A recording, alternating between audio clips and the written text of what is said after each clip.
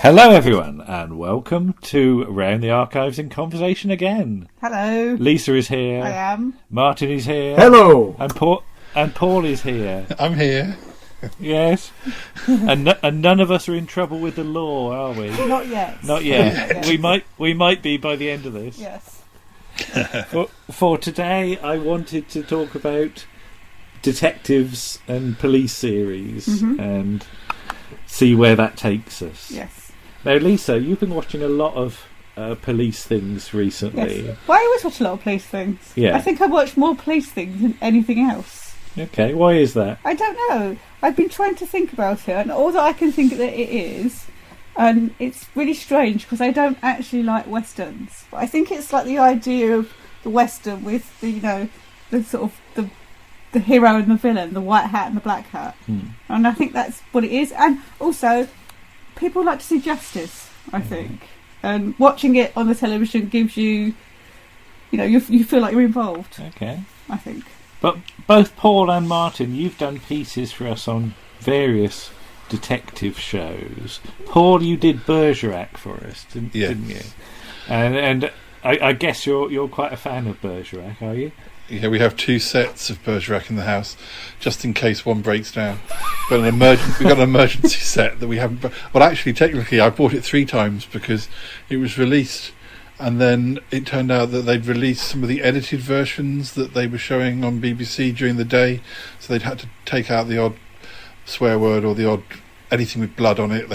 So some of the later seasons were these chopped down versions. So I gave all those copies to my mum and dad because they like Bergerac too, because we used to go to Jersey for holidays, and then I bought the box set. But I play that so much that I thought I better buy a spare box set because you just don't know, things might go out of print. So Bergerac Light for your parents. Yeah. Yes, they got Bergerac Light, and I've got a Bergerac calling for backup at your house. Yeah, we've got one behind glass with one of those smash in emergency.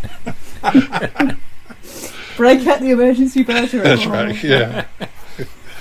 And Martin, hello. Of course, you've done Poirot. Oh, indeed. You've also done Murder, She Wrote. Yes. So are detectives a thing you spend a lot of time with? They do, as you say. They do seem to. I mean, there's a lot of TV shows about detectives, isn't there? And I did Bullman as well, and Shoestring. Oh, that's true. Oh, yeah. Yeah. Oh yes. So yes, they do take up a very large corner. I think there is that sense of justice. I also think there's that sense of closure. The thing that interests me about, I think because I did Hill Street as well. is all you do is the transformation from that sense of closure. Martin, didn't you do Dixon of Dock Green as well? Well, I did the film. The film. So that's another one. I'm just obsessed, apparently. Yes. It's obviously more. It's obviously me past catching up with me, Gav. Haven't done the Sweeney yet. Oh, we did the Sweeney. Yeah. Oh, yeah, we did do the Sweeney. Sweeney. Yeah. But Lisa, you've got a load of notes in front of you. I've got a ridiculous amount of notes. With lots of names. And yes. I said to you, if you had to assemble a fantasy detectives team across all series, who would you want on your side? Okay. If you had a crime that needed investigating, who would you call in from whatever time period? Right, so, okay. so chuck some names at me, Lisa. Okay, so from the Victorian era, I have been this thorough. Yeah. I'm going to go for Sergeant Cork and Sergeant Cribb. All right. So Cribb's maybe not quite so thorough as Cork, Right. but he usually gets his mad. Now, I just want to check as we go along. Yeah. Do these names mean much to either of you, Paul or Martin? Cribb and Cork. Oh yes. Yes. Yeah. Not. I mean, I don't. I mainly from listening to you doing articles on them or talking about them. I haven't necessarily watched a lot of those episodes yet. Yeah. But yeah. And Martin? Oh yes, absolutely. Well, I mean, as you know, I've sat through the entire Sergeant Cork, and and I've grabbed a few cribs off YouTube, but they are about. But over the years, but the interesting thing, of course, is I remember Crib from its first broadcast, which is and then it sort of became unavailable, or it's now expensively available. So I don't actually have that on the shelves here, but you can track it down if you know where to look. But maybe Lisa, I was going to say, maybe Lisa, you could explain why you want these two, and especially Sergeant Cork, if Paul's not so familiar with him. The reason I want Sergeant Cork in particular is because he is a very dogged, determined detective. Mm-hmm. Didn't mean that to all be like that, but he always, well, more or less, always gets his man. Yeah. So, and he doesn't care who that is. It can be an MP, it can be a lord, it can be, just your normal bog standard villain. Yeah. But he will not let somebody being an aristocrat get in his way. Yeah, I think that thing about corruption in high places, yes, he won't stand for it, actually quite appeals to this very day, doesn't it? It does. Yeah. It does. And you can always justice. Yes. You can always tell in Sergeant Cork when it's a Ted Willis episode. Right. Because it's usually a member of the aristocracy or an MP or somebody like that who's committed the crime. Okay. So, and of course, Ted Willis, you should explain, is Dixon of Dock Green. Yes, the creator of Dixon of Dock Green, yeah. who's also on my list. Okay. So obviously, the longer the series went on, the less he actually had to do. Yeah.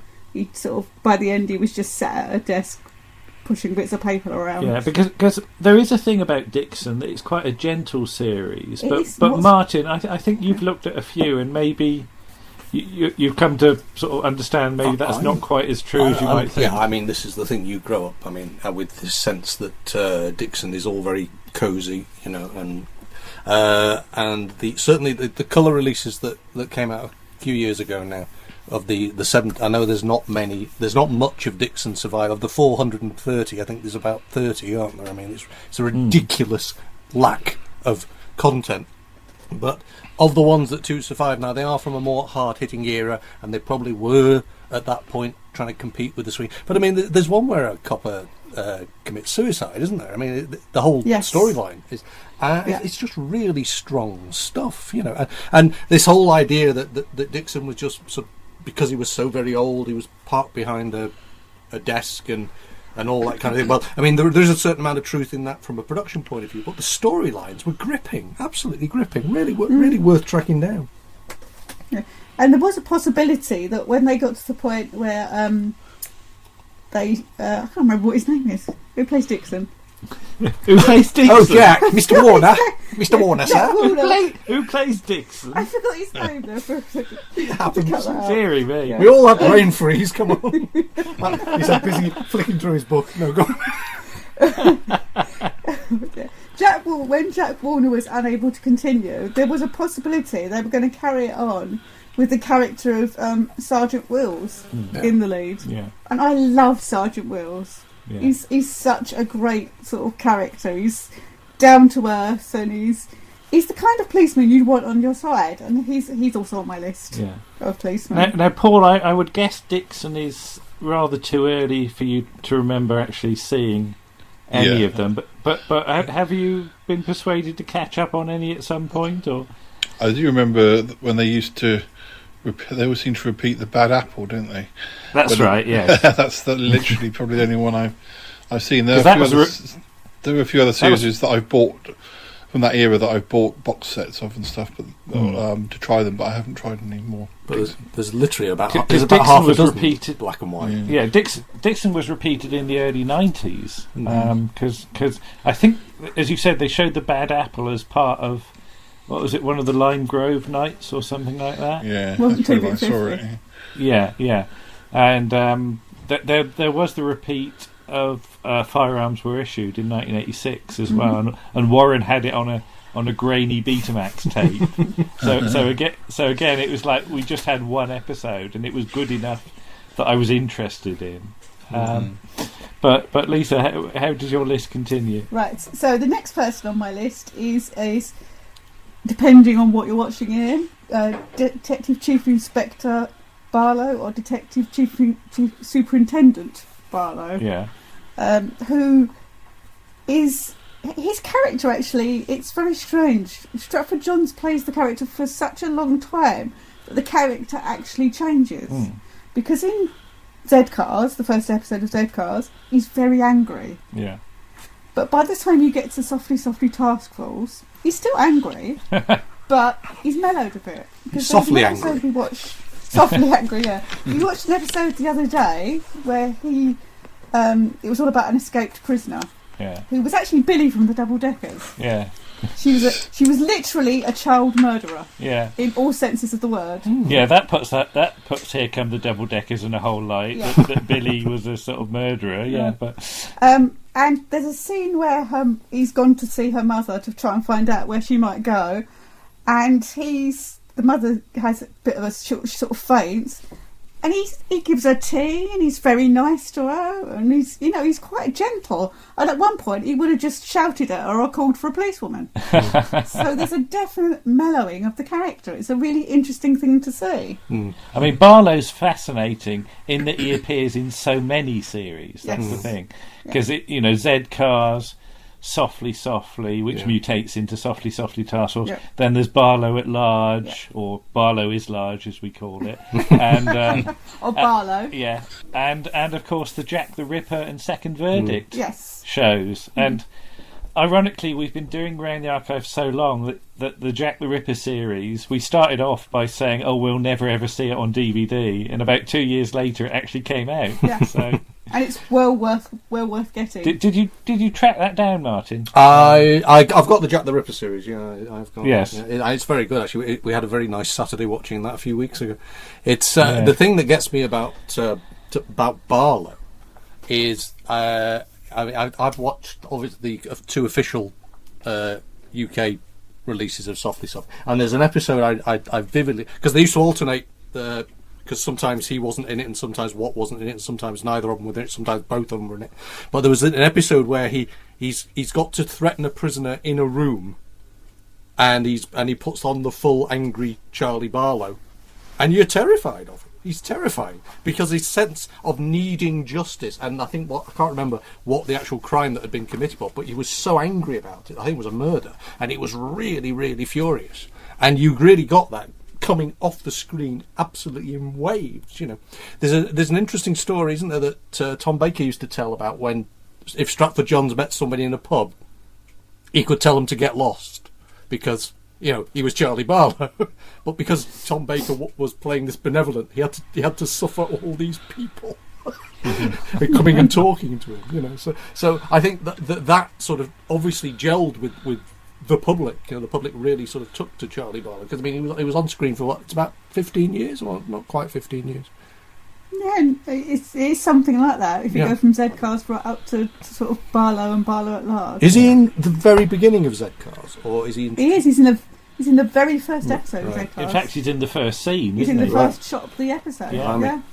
He very nearly garrots John Watt. As you do.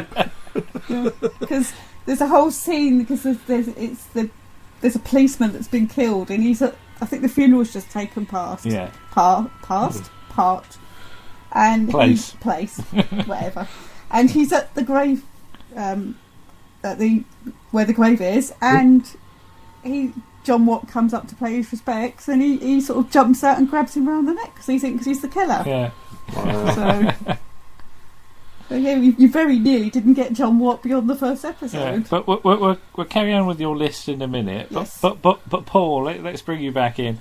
If you had a crime, who would you want apart from? I think you're going to say Bergerac, and obviously explain why. But are there more on your fantasy team here? Yeah, shall I tell you them all in one go, or shall I? Yeah. Let's go through them and work out why. Yeah. So I've got Bergerac and Columbo, with Mr. and Mrs. Hart from Heart to Heart, and Miss Marple and Tara King. That's an interesting combination. So just run through what the reasoning for this, can you? Why do you want these people? Well, Miss Marple is obviously the most intelligent of the whole lot of them, and she can do it by herself. But she's getting on a bit, so she might need some bit of backing. She might need. Well, hang on there. Which Miss Marple are you talking about there? Joan Hickson for sure. Yes. Right. Okay. Of course, the only proper Miss Marple. Well, I was thinking of Margaret Rutherford. Agatha Christie did not like Margaret Rutherford's Miss Marple. Okay. Right. And also, I'm not sure she would be capable as capable as Joan Hickson's Miss Marple. Right. And of course, Joan Hickson appears in one of the Margaret Rutherford films. So. Yes, she does. Yeah. I think you need Columbo as a sort of that would be a sort of an actual proper police presence, even if he's a bit sort of unorthodox. And because the trouble is, depending on what era of Bergerac, he's like a private investigator if it's the last sort of season and a half. So maybe he doesn't necessarily have the police backing. So you do need a proper policeman, which would be Columbo. So someone's got to do the arresting. Yeah, and I think. Heart to Heart and Tara King, that's more for the sort of glamour and getting into parties, and because obviously a lot of crime, particularly if they go over to Jersey occasionally, there'll be a lot of parties which they'll need to sort of get into. And Miss Marple doesn't really want to do the party bits. She might turn up occasionally, but yeah, it's a crack team. Well, it is. I mean, I'm just trying to think. I mean, I think pretty much all of them have got 100% solution rate, haven't they? I was trying to think who was the best, who had the best rate, but they all do. There's very few that haven't solved all their crimes in the course of their existence. Yeah. So I was very good. I only went for the one. There's so many different people to pick from the Avengers, but I did think about Mother, but that might be that would have been that you don't really need Mother if you've got Miss Marple, because I'm just trying to imagine how this team would travel around. Would they be in a minibus or something like that? They could.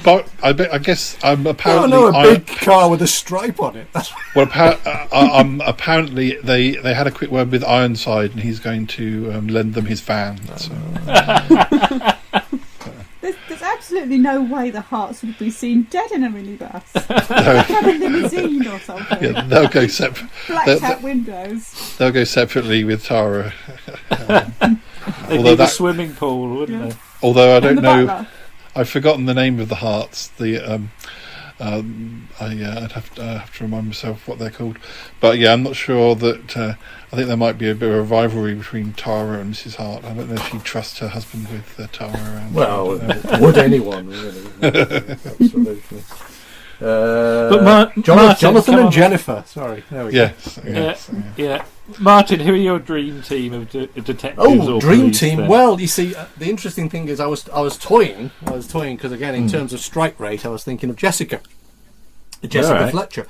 But then I kind of thought, well, really, she's just really a sort of take on Miss Marple, isn't she? Really, let's be honest. You know, she's kind of like her natural successor, if you like. You know.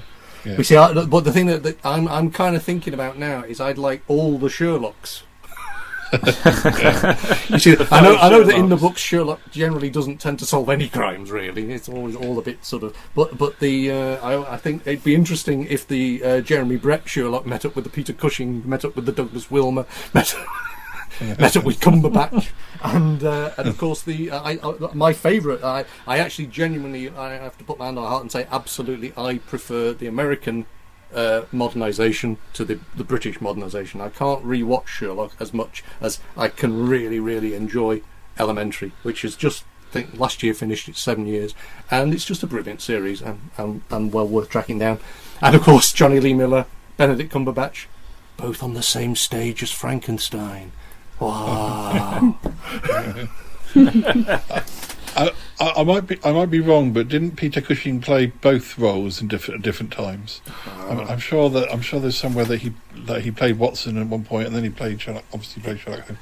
I might be wrong there. Well, of course, Quatermass was his Watson in the film. So you know. Everything's connected.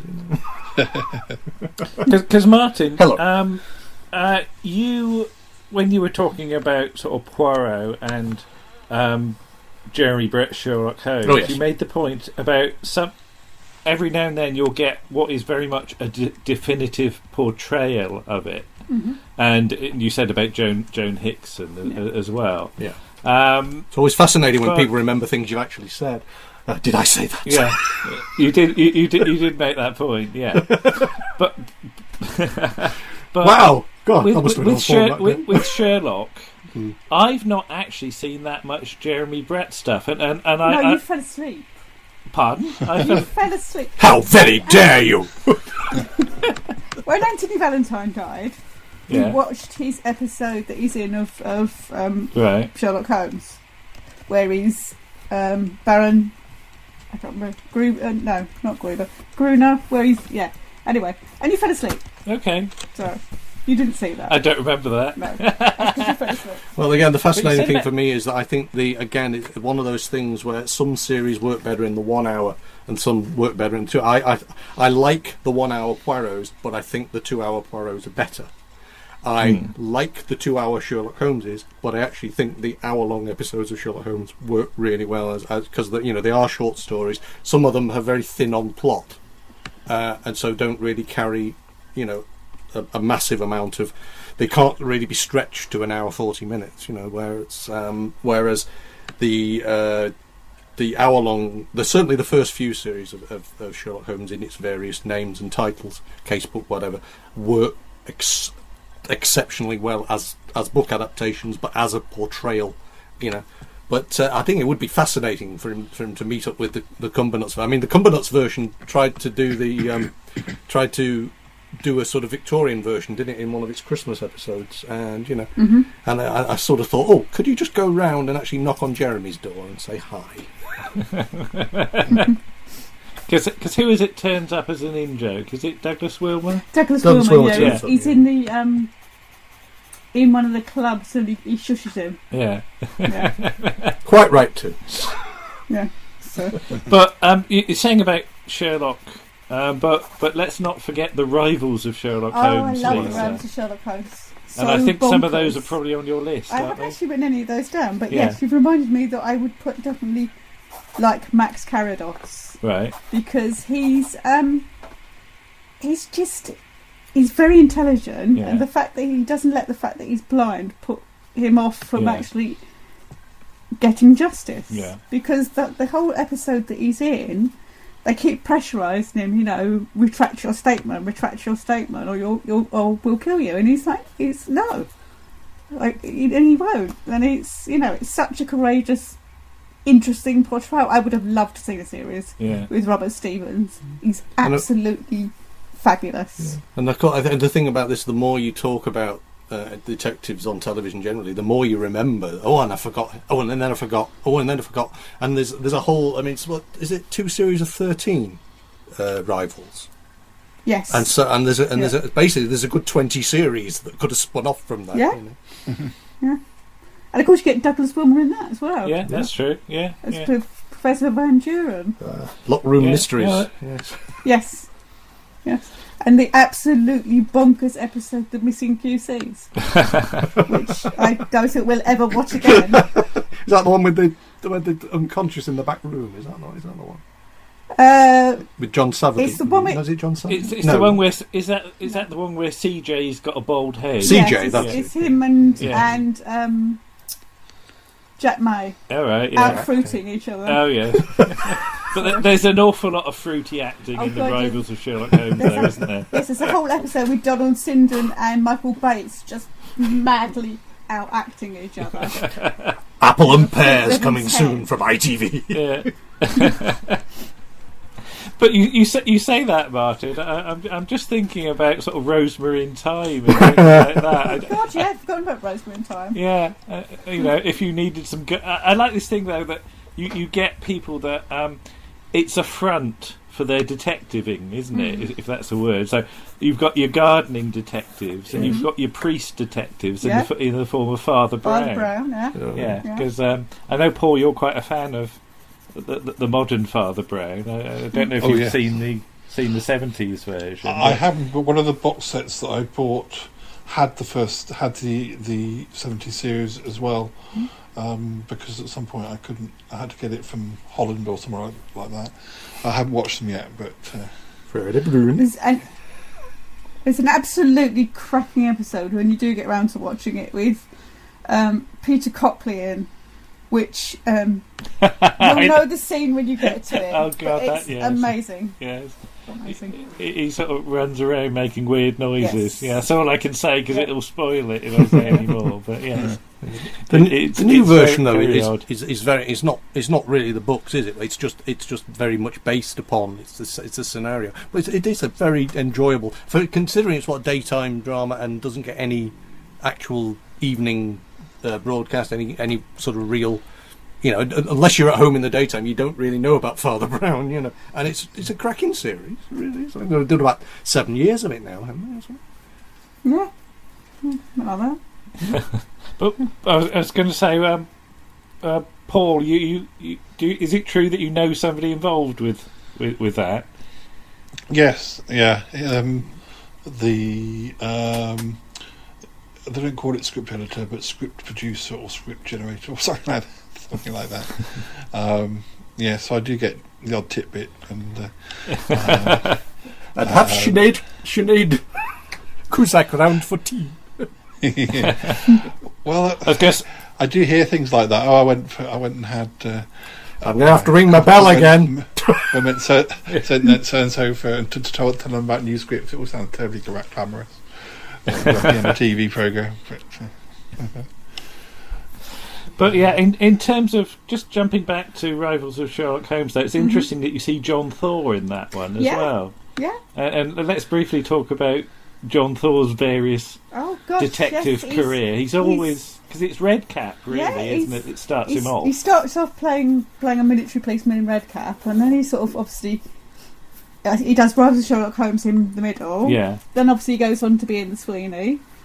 Then Inspector Morse, which I think is probably his best part. Yeah. He also plays a detective in an episode of Strange Report, where which is kind of just before he does the Sweeney, and he does his Morse accent in it. So it's just interesting that one casting decision can almost affect your whole career as you're seen as a certain type of part, isn't it? Well, some guys who are in the bill were in it for 20 years, weren't they? It's the old Ken Barlow effect. Yeah, I mean, Morse is not a show I'm that familiar with, but then you've got the whole Morse universe, haven't you? So maybe you could just run us through how that works, Lisa. Okay, well, from Morse, after Morse, because obviously very sadly John Thor died, and they killed the character off anyway. So a few years later you get Lewis, which is his detective sergeant, who's now a detective inspector.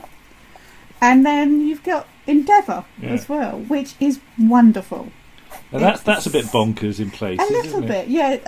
The writer likes to put little things in for people to spot. Yeah. Like there's one episode where there's a billboard for Grimsby Pilchards. And there's an episode where he has to go to the Crossroads Motel to investigate something.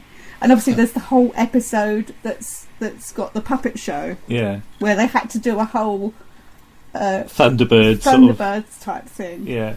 So it's because Andrew T. Smith was involved with that. Yeah, because he did the piece with Bob Fisher about Last of the Summer Wine, it's just very, very weird to see that little connection there. Well, Dead of Jericho and Silent World's Nicholas Quinn were both on today on ITV3, and what gets me about it is once you start watching the first episode of Morse, you suddenly think all that backstory of Endeavour, is that in his head now? Do we think it's not quite joining up? There's a lot of retrofitting going on, I think, with characters that are in Morse appearing in Endeavour as younger characters.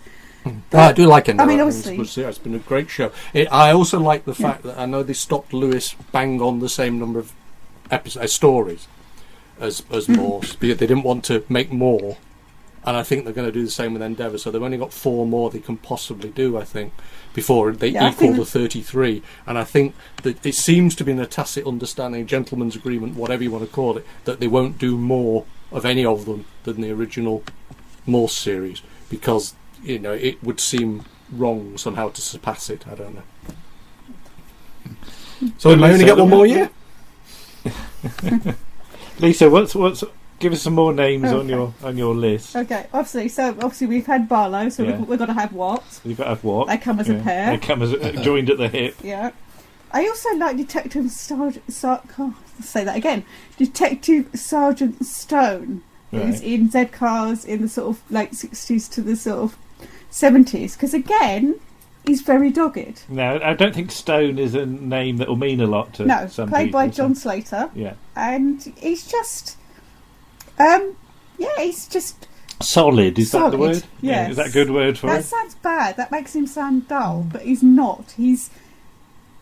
I think he'd want to get his man or woman. I remember when he died. I mean, it was big news when John Slater died. You know, I'm not sure whether Z-Cars was still running. It was either very shortly after it had finished, but it was very much, you know, he was someone we watched on the telly. This was almost in many ways my first sort of perception of someone I watched on the telly who was no longer with us. You know. And obviously, if you're going to talk about Z-Cars, you've got to have Lynch. Because again, his character changes because he starts off as a bit of a fly-by-night and not on the take, but not necessarily taking his job as seriously as he could. Yeah. And he ends up as an inspector. Yeah. And again, if you've got a problem, he's there for you to talk to. Yeah. Because I'm thinking of that episode we watched recently where the woman was making complaints about her next door neighbour. Oh yeah, the Gordon Gostola one. Oh god, yes. And he's very, very good with her, because it turns out that, and this is a spoiler, but it is nearly 40 years ago. And I'm not sure it's even available, is it? It turns out that she's not making it up, but she's maybe making more of it than it is. Yeah. So, and he's very patient with her about it. So, and obviously then we've got Special Branch. All right. Now I'm talking about the early part of Special Branch, because after Darren Nesbitt and Fort Mackay leave, we haven't actually watched any more. No, because it suddenly goes all filmy, doesn't it? It goes sort of sub-Sweeney, doesn't it? So. Well, it's the prototype for the Sweeney, really. It is. Because it's from the same. It's Euston, isn't it? It's Euston Films. Yes. Yeah. I mean, we will get round to watching it, but I really love the interaction between those two. Yeah, because Paul, you just mentioned Special Branch on the Shy Life podcast, because we ended up there on your Wiki Wander. Yes, so, that's right. Yeah. So did it actually mean much to you when we arrived at that point? I know you're aware of the show, but had you seen you seen much of that? I saw some episodes on Talking Pictures. Some of the black and white. Well, I know not many of the first season of Black and White, but I saw 1 or 2 of the colour ones. But I'm because I very bad for me to admit, but when I was recording things on Talking Pictures, I'd set my recorder for far too many shows that I could really have time to watch in a week. So I'd start watching episodes, and if I found myself wandering or I found I was editing, because another bad admission, but I do often do editing of the podcast when I'm watching things in the evening, so it depends on the strength of the show as to whether I kind of end up leaving my editing and watching the show, or whether I end up looking at the editing more. So some episodes I found stronger than others. Yeah. What I was going to say, when they were doing the Talking Pictures showings, we'd occasionally get messages from Warren, wouldn't we? Because he's quite into it, and you just get in capital letters the word Moxon with 3 exclamation marks, and you better explain why, Lisa. He's not a government; he's like a civil servant, isn't he? Well, he's to do with security, isn't he? Yeah. And he would just come in and go, "No, you don't need to know why that happened, and I'm going to go sort it out." And you'd be like, "Oh my god! Yeah, you have just spent 45 minutes and then he swoops in at the end and brushes it all under the carpet. Yeah. Well, there's special And branch so- for you. Secrets, you Yeah. see, secrets. And Sergeant Cork would not stand for No, that, Sergeant would Cork he? would not be happy. Yeah, No. that's the thing. So Fulton Mackay has some nice run-ins with Moxon, He doesn't does. he? And I think he gets more and more angry with him. He does. Yeah. I think the ones that I think the thing is, I get on less well when it goes less police and more into spies and espionage. But the sort of some of the episodes I saw were a bit smiley, sort of, quite dry espionage type spy stuff things. So I don't think that it wasn't always quite what I was looking for. But Because I get the feeling that when you talk about spy things, you're very much of the sort of Avengers school, aren't you? I like that. Yeah, I like that Yeah. sort of spies. Not that sort of more flamboyant side of it. Yeah. or James, or although I do. I mean, not this isn't TV. I do have The Saint, and I do particularly like Return of the Saint. So yeah, I mean, Return of the Saint's quite glamorous anyway, in that it's often nice locations, which I think that's the difference between something like Callan and Return of the Saint is what one is very much about story and one is very much about locations and you don't want the murky world of espionage. You want the glamorous world of espionage. You want James Bond, not Harry Palmer. But I remember you talking to us about Public Eye when we had that first meet-up in the pub for your podcast. And I didn't know Public Eye at all at that point. And I just love the way you referred to that bloke with the face. that was your description. Well, narrows it Barker, down. wasn't it? We're looking for a man with a face. I have the box. I do have the box set of Public Eye, and I did watch. Is there a particularly Christmas one that I think I saw more recently? So there's so many episodes on the box set that I hadn't sort of finished it, but I watched another one recently when it was on. In the sense, there's a ratty Christmas tree, and There. Because Public Eye, you've got that. Sorry, no, carry on. No, I was going to say, I quite like the idea that Public Eye is sort of lots of different. It changes. It's not, or the locations change or his circumstances change. It's quite an interesting series. From that point of view. I was going to say you've got that whole Brighton set of episodes, haven't you? And then it sort of mutates again, doesn't it? So Martin, I get the feeling that Marker appeals to you for his sort of. You said the episode that you reviewed. Yeah. He's very sort of hands off, isn't he? He's not going to have a fight if he can avoid it. No, it's very much it's kind of like the down at heel sort of real world, ordinary, day to day sort of mundane world of crime fighting, and I think it's a brilliant series. I mean, I sat through what remains of it. I'd love for more of the 60s stuff to turn up, because those fragments that exist, it's like half a dozen episodes from the ABC years, they're brilliant. They're utterly brilliant, and again, that's sort of deep in the middle of that 60s transitional London, Birmingham era, and it's everything's changing, and people don't understand the world, and London is glamorous, and people didn't really go to. It's just fabulous. The whole thing's fabulous. I think the only way I can really explain myself is that I read a lot of fiction written by authors who are associated with detectives. For instance, one of my favourite authors is Ruth Rendell or Barbara Vine, and yet I've only ever read one of her Inspector Wexford books, because the books that I like of hers are her psychological thrillers, because she writes weirdos and psychopaths better than anyone I know. Some authors you can read a total slice of their career, never sort of stroll into the area which they're best known for.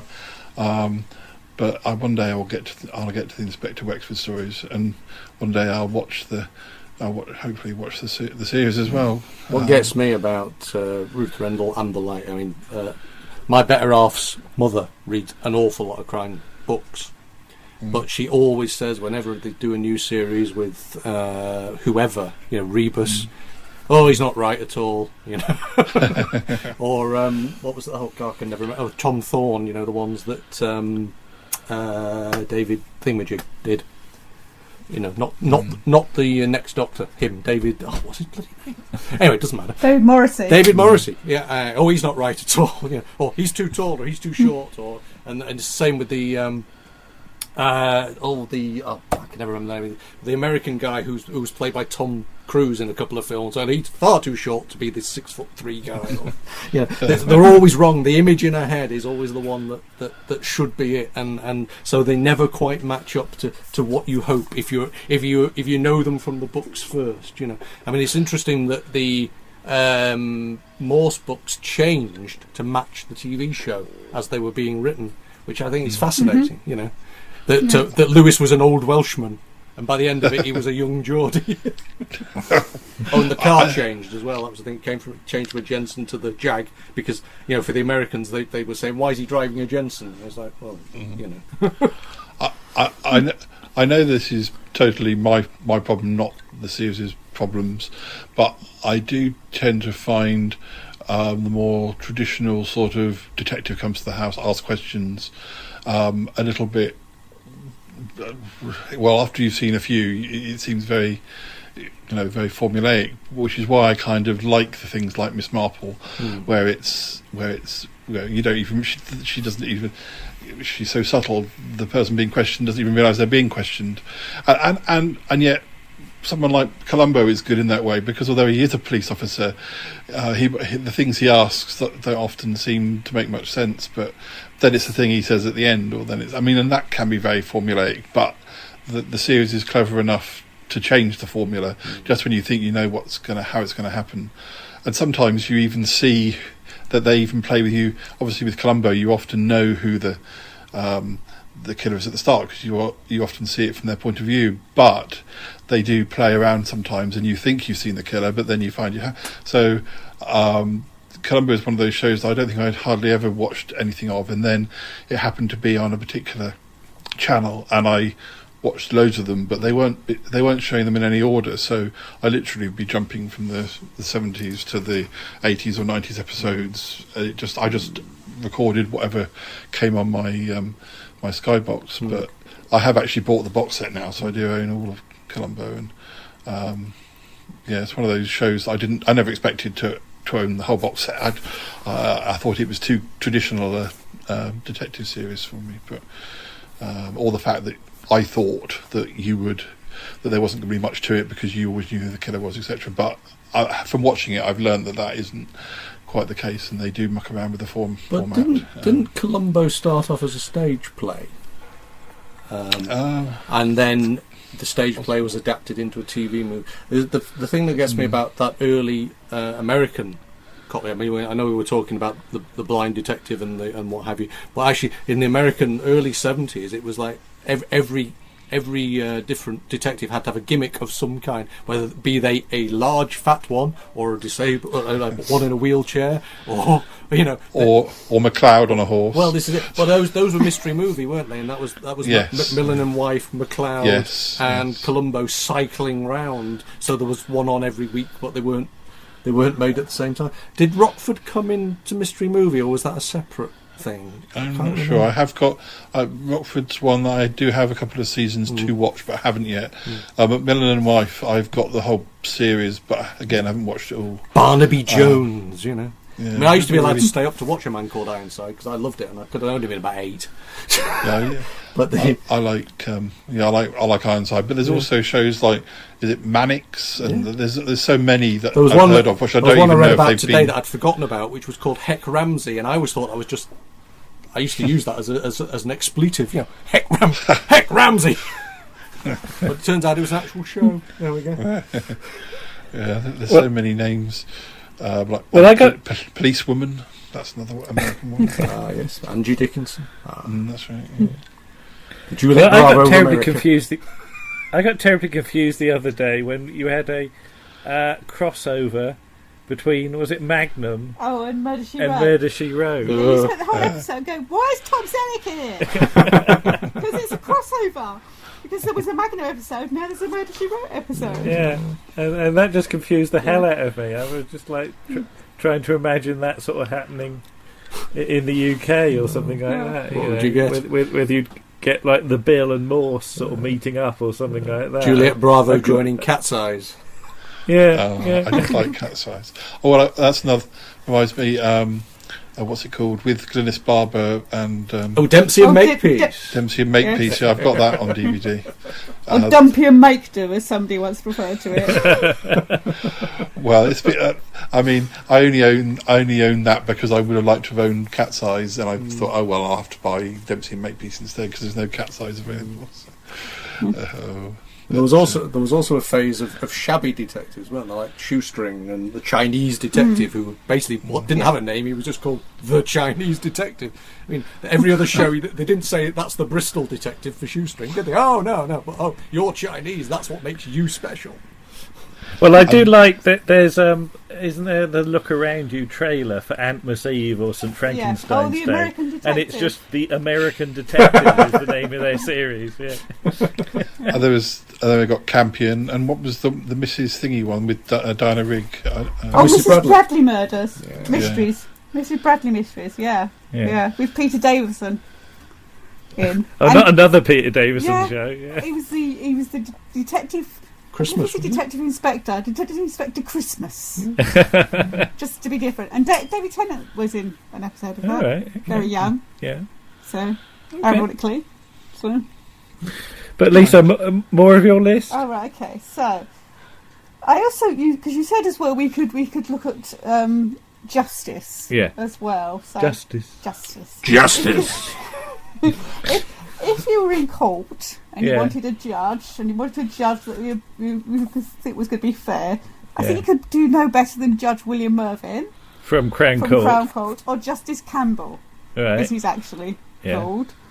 And then I was thinking about who I'd like to defend me if I was in Crown Court, and I can't remember who does what now. So, all right, but you've got Jonathan Fry, who's Bernard Gallagher, Helen Tate, and of course Mr. Dealey, who we know you'd like, Paul. I was going to say Paul. Paul would definitely like Mr. Dealey on his side.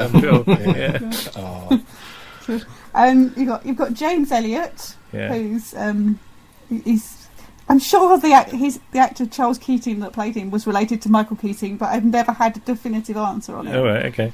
And of course, Jeremy Parsons, who's played by the one and only Richard Wilson. Oh, right. So Richard Wilson as your defending counsel would be. He might be prosecuting. I can't remember. But then, getting back to police men, or actually in this case women, we have the two Juliet Bravos, which is Jean Darblay and Kate Longton, and also the sergeants, Parrish and Joseph, as she always calls him, which I think annoys him, Sergeant Beck, who's very bad at driving, of course, Warren, and he's a bit grumpy. But the thing that always got me about Juliet Bravo is that you've got this strong female character, but they have to give her a sort of, not so much with the first one, though she does have sort of some marriage troubles because her husband's unemployed, but the second Juliet Bravo, Kate Longton, she's always in an unsuitable relationship that could threaten her career.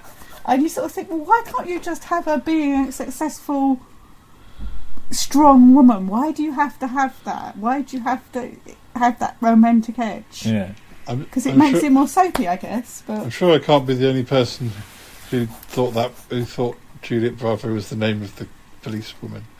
No. Can I? I don't think you're the only person. I was very young. I was very young when it was on. I thought she just regenerated between Juliet Bravo. Well, what happened in every show, wasn't it? That's one of the things we liked about the American Law and Order series, which managed to run for 20 years. Is that you didn't get any. You very rarely got any insight into the back lives of the characters unless it came up in conversation. They literally, you didn't sort of have episodes where they went on about their divorce or their alcoholism or whatever. It's just they were there, they were doing their job, and all the other stuff didn't matter. They were there to solve the crime and put the guys in prison, and hey, that was the great thing about that show. Of course, we've not mentioned people like Randall and Hawkirk, no, detectives. That's true. You've not mentioned Mr. Rose, and I'm surprised at that. Oh gosh, or Mr. Reader even. Yeah. I think I'm looking at the time, and I think this is going to have to be a 2-part chat because there's a hell of a lot we haven't even touched on yet. So we won't try and jam it all in today. Yeah. But I mean, I just will mention one more person, and this is quite a modern character, and it's the character of, I think he's a detective sergeant, Ronnie Brooks, who's from the English version of Law and Order, Law and Order UK, and played by somebody, yeah, and he is fabulous. Yeah, he's your proper get to the bottom of the crime policeman. Because when we were going through this list, Lisa, I noticed you kept on coming up with good sergeants. Yes. And I think a good sergeant is a very useful character to have in a series.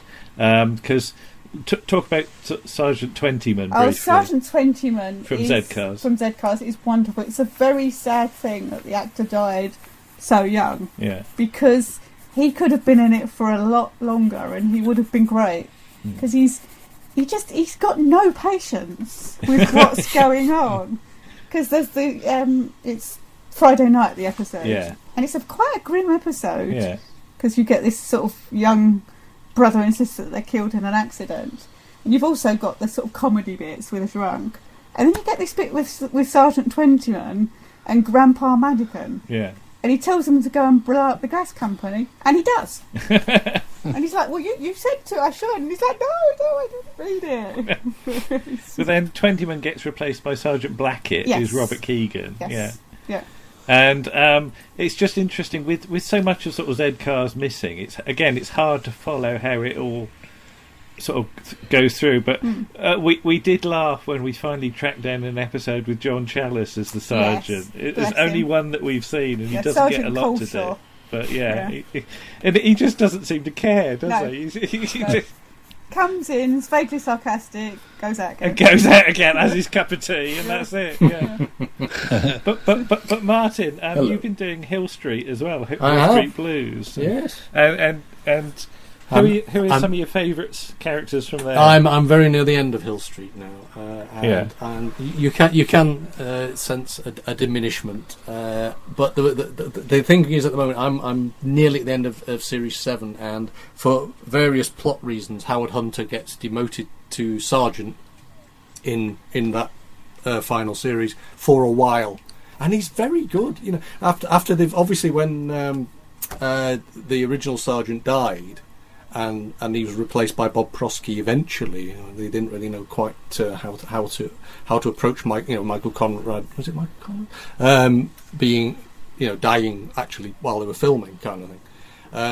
So eventually, Howard Hunter, considering he'd been this kind of joke character for so many series, he was brilliant. He was absolutely brilliant as the sergeant. He just played it beautifully. Also, Belka, as I think is iconic, but then you get Dennis Franz coming in for the last 2 years as Sergeant Bunce after he'd played a bad cop a few seasons earlier, and he played it almost exactly the same, even looked the same. Weren't you that guy we shot 3 years ago? Never mind.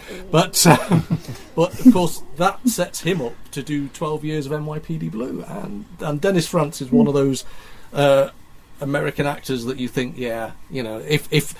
if we have an equivalent of those long-term actors in British police series, Dennis Franz is your guy, and he's just brilliant. Also, special mention for Lenny in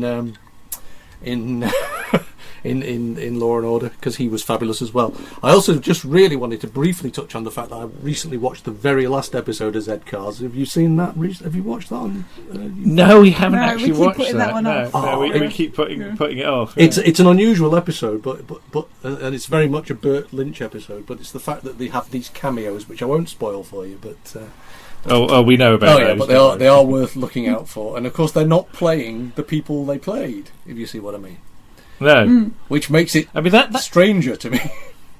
I mean that's the interesting thing about long-running police series. That, as with Doctor Who, you get actors coming back playing different parts, and nobody notices. No. Yeah. I think they were there for the party, though. Really, you know. Yeah. Well, there is that. Or they were all shooting clavdivs on the other set. I always think, because when I used to be on the cigarette kiosk at work and I had to put the shutter down at the end of the night, Yeah. I always used to think of that shot of Burt Lynch putting the shutter down at the end of the last episode of Z-Cars on the police station. Yeah. But, Paul, I just wanted to make a suggestion that if you were ever to do a sort of a detective fantasy plot in the Shy Life podcast, you do realise there is at least one character from the Rivals of Sherlock Holmes that you could use. Oh yeah. I don't know if you know the name Karnacki. Is it T.J. Hooker? T.J. Hooker? What? No. I have heard of Karnacki, but I don't know. Yeah. Is it copyright free? I think that's. It is copyright free. Yes, he's a psychical investigator, isn't he? Yes. And he's investigating an invisible horse. Yes. As you do. Like you do. Yeah. Which sounds bonkers, but It is it's bonkers. absolutely it's a bonkers. fantastic episode. It is bonkers. It is still bonkers, yeah, but But it's a good episode. But we offer that as a suggestion because people write their own Karnacki fan fiction and get Well, it and publish it, don't they? And it's Well, awful. One of our cast in the Shallow podcast is a Donald Pleasance. He does have connections to the police. Our character Sniffy Martin, who's only called Sniffy Martin because he clashes with our Martin here.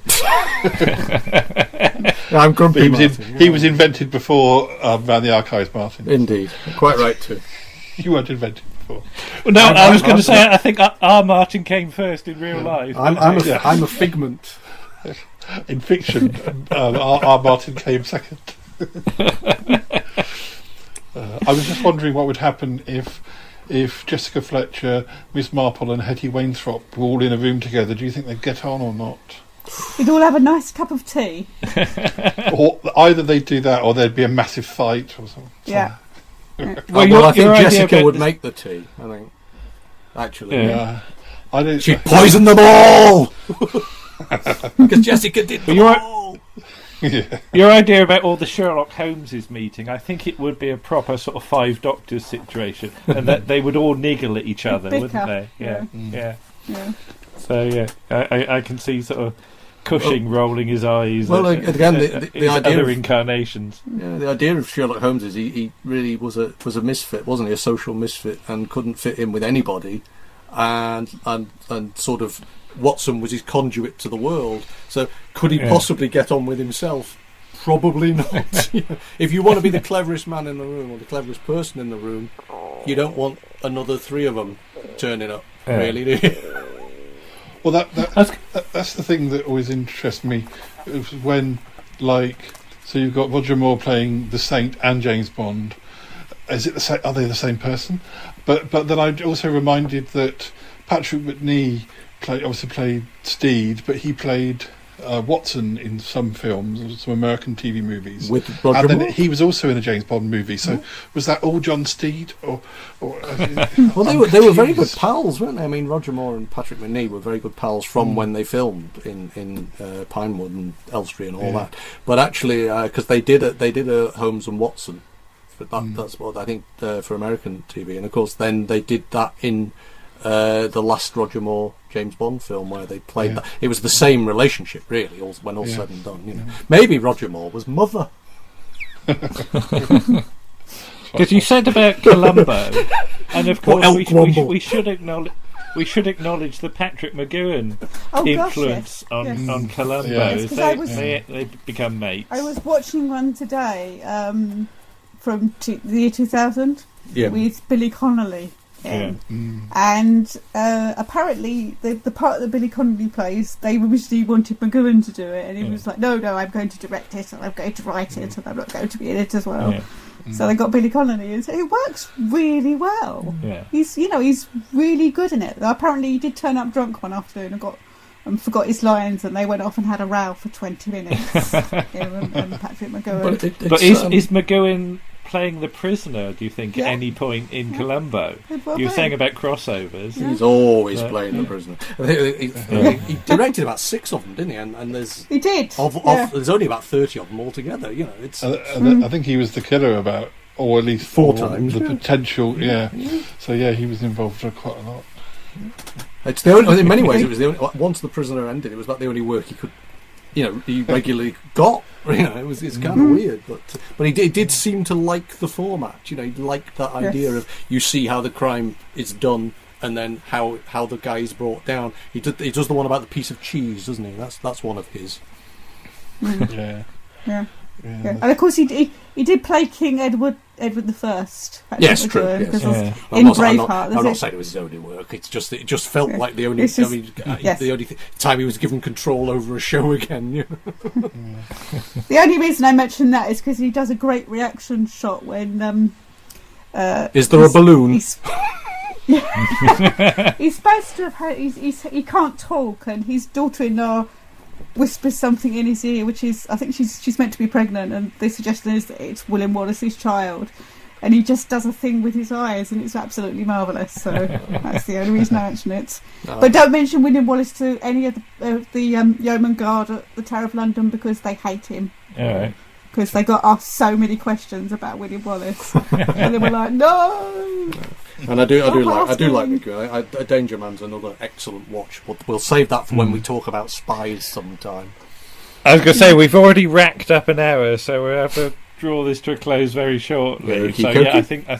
I think there's definitely potential for part 2 for this. So at some point. So keep working on your list of who else you would like. I think I've told you more or less all of mine. Actually, so. It's all right. Well, but there's loads of people we haven't talked about, because we haven't talked about Mr. Reader for a start, have we? No. And that could be a whole episode. Could, yes. We love Mr. Reader. Okay, so we'll say thank you to everybody for this, and we will return to this subject at some point in the future. Maybe not in the next episode. We do have episode 48 of Round the Archives on the way now, so that might be the next release. I don't know, but for the moment, thank you to Lisa. Thank you. Thank you to Martin. Thank you. And thank you to Paul. And we'll see you again. Goodbye. Take care. Bye bye. Take care. Bye Bye. bye. Bye bye. Bye.